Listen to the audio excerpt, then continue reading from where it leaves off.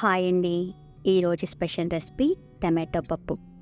అందరికీ తెలిసిన రెసిపీని, కానీ కొన్ని టిప్స్ ట్రిక్స్ చాలా అవసరం. మరి సింపుల్ అండ్ టేస్టీగా ఈ టమాటో పప్పు ఎలా చేసుకోవాలో చూద్దాం రండి.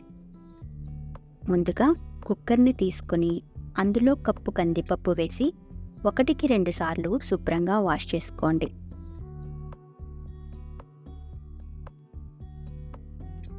కొత్తగా మన ఛానల్ని ఎవరైనా చూస్తున్నట్లయితే ప్లీజ్ లైక్ చేయండి. మీ లైక్నైతే వృధా కానివ్వను.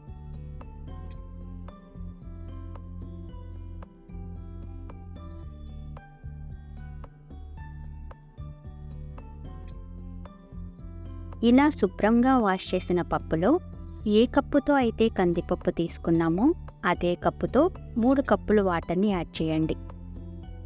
అందులో 4 పండు టమాటో ముక్కలు,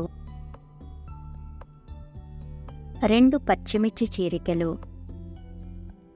నిమ్మకాయంత సైజు చింతపండు.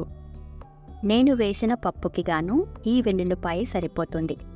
అదే చిన్న పాయలతో ఉండే వెల్లుల్లిపాయ అయితే పూర్తి పాయను వేసి 1/2 టీ స్పూన్ పసుపును వేసి ఆపై కుక్కర్ని మూతపెట్టి మీడియం ఫ్లేమ్లో 3 విజిల్స్ రానివ్వండి. 3 విజిల్స్ వచ్చిన పప్పు ఈ విధంగా ఉడికి పూర్తిగా చల్లారింది. ఇప్పుడు ఈ వెల్లుల్లిపాయని చిదిమి వచ్చిన పేస్ట్ని పప్పులోకి వేసి పీచు పిప్పిని తీసేయండి.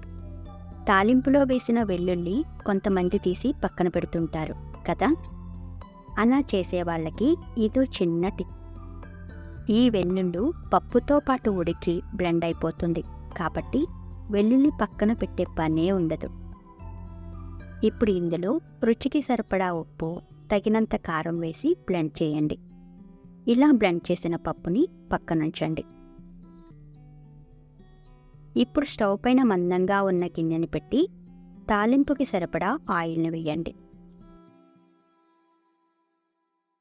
ఆయిల్ హీట్ అయిన తరువాత టీ స్పూన్ ఆవాలు, టీ స్పూన్ జీలకర్ర, 4 ఎండుమిర్చి,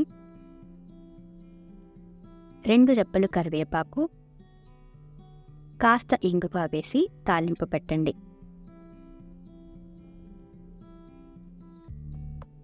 ఈ తాలింపులో బ్లెండ్ చేసిన పప్పును వేయండి.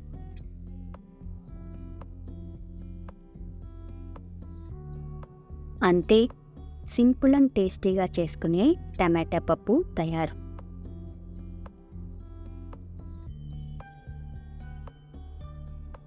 ఆపై వేడివేడిగా సర్వ్ చేయండి. ఈ వీడియో మీకు నచ్చినట్లయితే లైక్ చేయండి, షేర్ చేయండి, సబ్స్క్రైబ్ చేయండి. Thank you.